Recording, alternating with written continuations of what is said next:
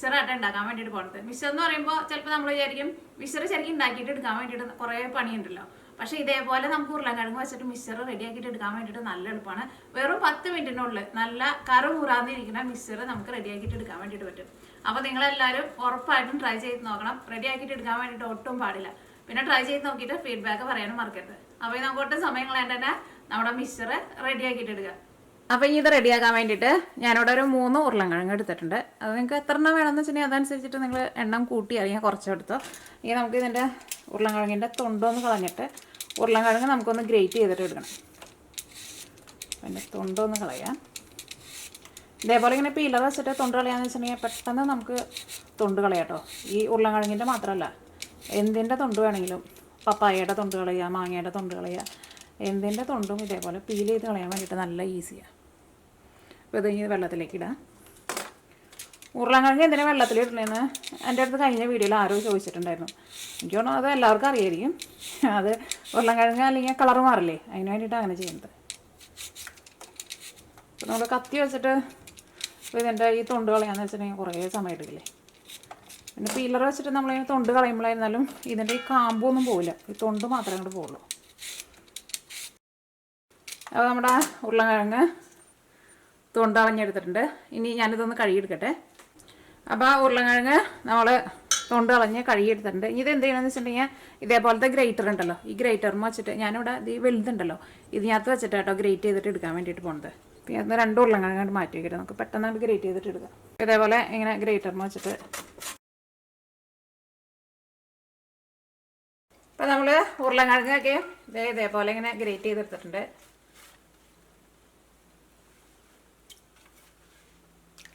നോക്കിയേ നല്ല കനം കുറഞ്ഞിട്ട് കിട്ടിയിട്ടുണ്ട്. ഇനി ഇത് നമുക്ക് വെള്ളത്തിലിട്ടിട്ട് ഒരു 2 പ്രാവശ്യം ഇതൊന്ന് നന്നായിട്ടൊന്ന് കഴുകിയിട്ട് എടുക്കുക.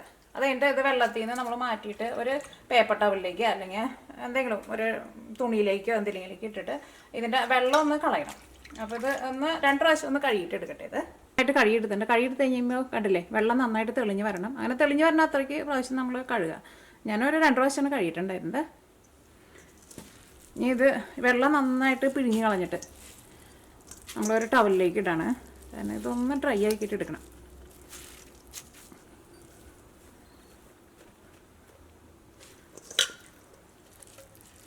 പെട്ടെന്ന് നമുക്ക് റെഡി ആക്കിയിട്ട് എടുക്കാം. അത് ഉണ്ടാക്കാൻ വേണ്ടിയിട്ട് അങ്ങനെ വലിയ പണിയൊന്നുമില്ല.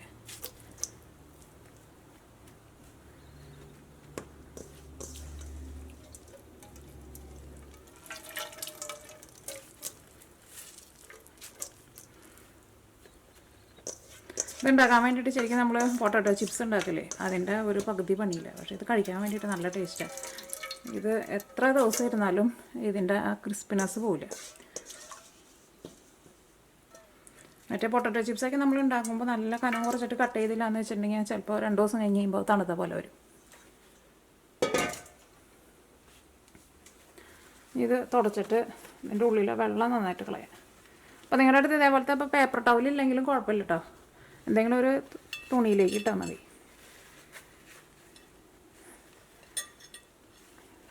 ഇപ്പോൾ നാട്ടിലേക്കെന്ന് വെച്ചിട്ടുണ്ടെങ്കിൽ എപ്പോഴും നല്ല വെയിലുണ്ടാവില്ല. അപ്പോൾ ജസ്റ്റ് വെള്ളം ഒന്ന് കളഞ്ഞിട്ട് ഒന്ന് വെയിലത്ത് വെച്ചാൽ മതി. അപ്പോൾ പെട്ടെന്ന് അങ്ങോട്ട് ഡ്രൈ ആയി കിട്ടും. അങ്ങനെ ഒരുപാട് അങ്ങോട്ട് ഡ്രൈ ആവണ്ട, പക്ഷേ വെയിലത്ത് വെച്ചിട്ടുണ്ടെങ്കിൽ അത് കുറച്ചും കൂടി നമുക്ക് നല്ല ഈസി ആയിട്ട് പെട്ടെന്ന് വറുത്തെടുക്കാൻ വേണ്ടിയിട്ട് പറ്റും. അപ്പോൾ ഇങ്ങനത്തെ വെള്ളമൊക്കെ പോയിട്ടുണ്ട്. ഇനി ഇത് നമ്മൾ വറുക്കാൻ വേണ്ടിയിട്ട് പോകാം കേട്ടോ. ഇത് വറുക്കാൻ വേണ്ടിയിട്ട് ഒരു പാൻ വെച്ചിട്ട് ചൂടാക്കുക. ഇതിലേക്ക് ആവശ്യത്തിന് ഓയിൽ ചേർക്കുക. അത് നിങ്ങൾക്ക് ഇഷ്ടമുള്ള ടൈപ്പ് ഓയിൽ ചേർക്കുക. ഇപ്പോൾ നമ്മുടെ ഓയിൽ നന്നായിട്ട് ചൂടായിട്ടുണ്ട്. ഇതിൽ നിന്ന് നോക്കി ഇതേപോലെ കുറേശ്ശെ ഇങ്ങനെ ഇട്ട് കൊടുക്കുക. പെട്ടെന്ന് നമുക്കിത് വറുത്ത് വരിയിട്ട് എടുക്കാനും പറ്റും. ഒരുപാട് സമയമൊന്നും എടുക്കില്ല. ഇട്ട കഴിക്കാനാണ്ട് ഇളക്കണ്ട, ഒന്ന് മുരിയട്ടെ. ഇതേപോലെ ഇങ്ങനെ വറുത്തിട്ട് നമ്മൾ ചിക്കനൊക്കെ നമ്മൾ റോസ്റ്റ് ചെയ്തിട്ട് എടുക്കില്ലേ, ഡ്രൈ റോസ്റ്റ് ചെയ്തിട്ട് എടുക്കില്ലേ, അതിൻ്റെ മുകളിൽ ഗാർണിഷ് ചെയ്യാൻ വേണ്ടിയിട്ട് ഇതേപോലെ നമ്മൾ വറുത്തിട്ട് മുകളിൽ ഇട്ട് കൊടുത്താലുണ്ടല്ലോ, പാർട്ടികൾക്കൊക്കെ അങ്ങനെ ചെയ്യാം. നല്ല ഭംഗിയായിരിക്കും കാണാൻ വേണ്ടിയിട്ട്. പാർട്ടികൾക്ക് മാത്രമേ നമ്മൾ വീട്ടിലേക്ക് ഉണ്ടാക്കുമ്പോഴായിരുന്നാലും ഇതേപോലെ ജസ്റ്റ് ഒന്ന് ഫ്രൈ ചെയ്തിട്ട് ചിക്കൻ്റെ മുകളിൽ അങ്ങോട്ട് ഇട്ട് കൊടുത്താൽ മതി. ഇപ്പോൾ ഇത് നല്ല ഗോൾഡൻ കളറായി തോന്നിയിട്ടുണ്ട്. പെട്ടെന്ന് അങ്ങോട്ട് മുരി കേട്ടോ, കളർ ഒന്നങ്ങോട്ട് മാറിയിട്ടുണ്ടെങ്കിൽ. ഇനി നമ്മളിത് ഓയിലിൽ നിന്ന് എടുത്ത് മാറ്റാണ്ട് നല്ല മുരുന്ന് തന്നെയാണ് ഇരിക്കുന്നത്.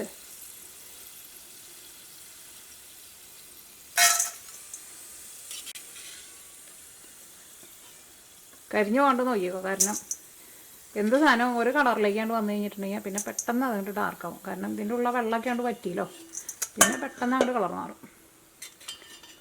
അപ്പം ഇനി നമുക്ക് കണ്ടോ, അത് നമുക്കിപ്പോൾ തന്നെ അങ്ങോട്ട് കോരി കഴിച്ച് നോക്കാൻ വേണ്ടിയിട്ട് തോന്നുന്നുണ്ട്.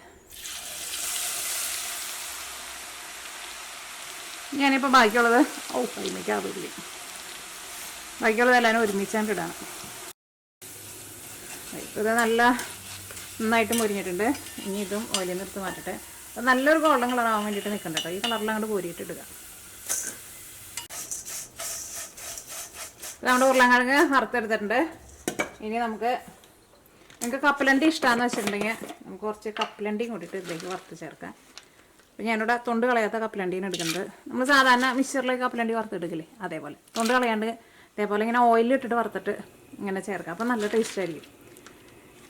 അല്ലെങ്കിൽ സാധാരണ നമ്മൾ വീടുകളിലേക്ക് ഓയിൽ ഇല്ലാണ്ട് വെറുതെ ഉപ്പ് അല്ലെങ്കിൽ മണലിലേക്ക് ഇട്ടിട്ട് വറുത്തിട്ട് എടുക്കില്ലേ. പക്ഷേ ഇതേപോലെ ഇങ്ങനെ ഓയിലിട്ടിട്ട് വറുത്തെടുക്കുക. അപ്പോൾ നല്ല ടേസ്റ്റ്.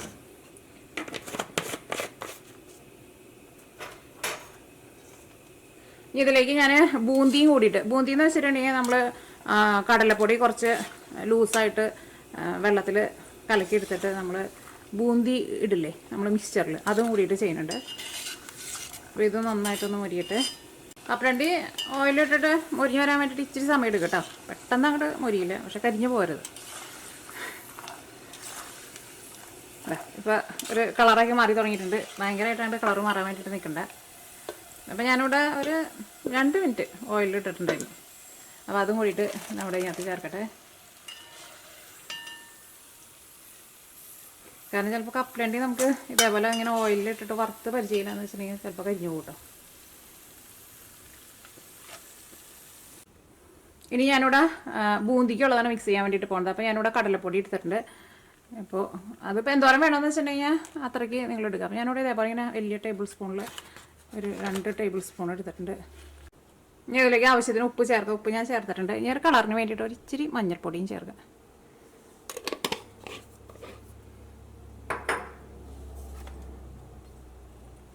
ഇതിലേക്ക് ആവശ്യത്തിന് വെള്ളം ഒഴിച്ചിട്ട് ഇത് മിക്സ് ചെയ്തിട്ട് എടുക്കുക.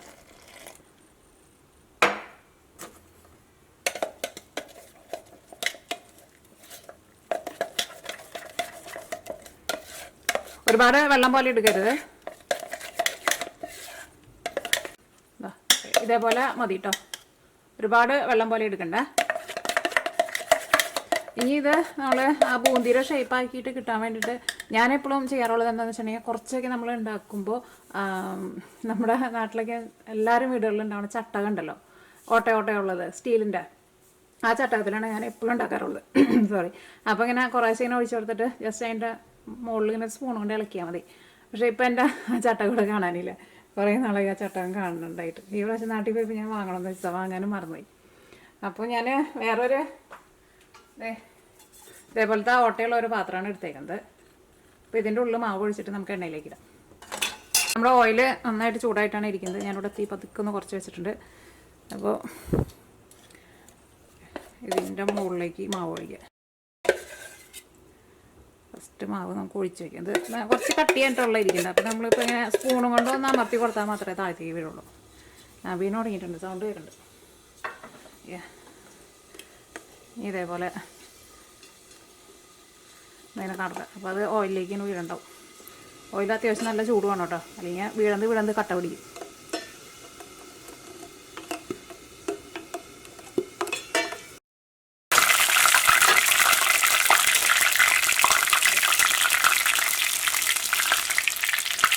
നമ്മുടെ ബൂന്തി റെഡി ആയിട്ടുണ്ട്.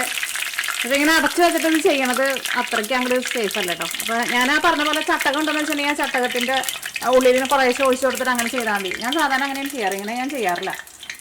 പക്ഷെ എൻ്റെ അടുത്ത് അതില്ലാത്തതുകൊണ്ട് ഞാനിപ്പോൾ എമർജൻസി ചെയ്തുകൊണ്ട് ഇങ്ങനെ ചെയ്തതാണ്. കണ്ടോ? അപ്പോൾ നമ്മുടെ ബൂന്തി നന്നായിട്ട് മുരിഞ്ഞ് വന്നിട്ടുണ്ട്. നമുക്ക് കൂടുതൽ വേണമെന്ന് വെച്ചിട്ടുണ്ടെങ്കിൽ നിങ്ങളതനുസരിച്ചിട്ട് കൂടുതൽ ബൂന്തി ചേർത്തോ, അല്ലെങ്കിൽ ഓട്ടയുള്ള എന്തെങ്കിലും ഇങ്ങനെ കയ്യിൽ പോലെയുള്ള സാധനങ്ങൾ എപ്പോഴും നല്ലത്. ഇതേപോലെ ഇങ്ങനെ മൂടി വയ്ക്കുന്നത് അത്രയ്ക്ക് നല്ലതല്ല. കാരണം ഇങ്ങനെ മൂടി വെച്ച് കഴിയുമ്പോൾ ഈ ആവി തട്ടിയിട്ട് വയർപ്പ് വെള്ളം ഈ ഓയിലിലേക്ക് വീഴും. അപ്പോൾ ഇങ്ങനെ പൊട്ടാൻ വേണ്ടിയിട്ട് തുടങ്ങും.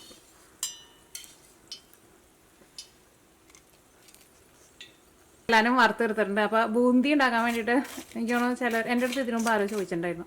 പക്ഷേ ബൂന്തി ഉണ്ടാക്കാൻ വേണ്ടിയിട്ട് ഒട്ടും പാടില്ല കേട്ടോ. നല്ല ഈസിയാണ് ബൂന്തി റെഡിയാക്കിയിട്ട് എടുക്കാൻ വേണ്ടിയിട്ട്, ഒരു പാടില്ല. അപ്പോൾ ഇനി ഇതിലേക്ക് നമുക്ക് ആവശ്യത്തിന് ഉപ്പ് ചേർക്കാം. ഉപ്പൊക്കെ കുറച്ച് മതിയാവും കേട്ടോ. ഇനി നമുക്ക് കുറച്ച് സ്പൈസി ആയിട്ട് വേണമെന്ന് വെച്ചിട്ടുണ്ടെങ്കിൽ കുറച്ച് മുളക് പൊടിയും ചേർക്കാം. ഇപ്പോൾ നിങ്ങൾക്ക് കായത്തിൻ്റെ ടേസ്റ്റ് ഇഷ്ടമാണെന്ന് വെച്ചിട്ടുണ്ടെങ്കിൽ നമ്മൾ സാമ്പാറിലൊക്കെ ചേർക്കുന്ന കായം ഉണ്ടല്ലോ, കായത്തിൻ്റെ പൊടി കുറച്ച് ചേർക്കാം. പക്ഷെ ഞാനതിപ്പോൾ ചേർക്കണില്ല കേട്ടോ. അപ്പോൾ ഇനി ഇതെല്ലാം കൂടിയിട്ടാണ് മിക്സ് ചെയ്യുക.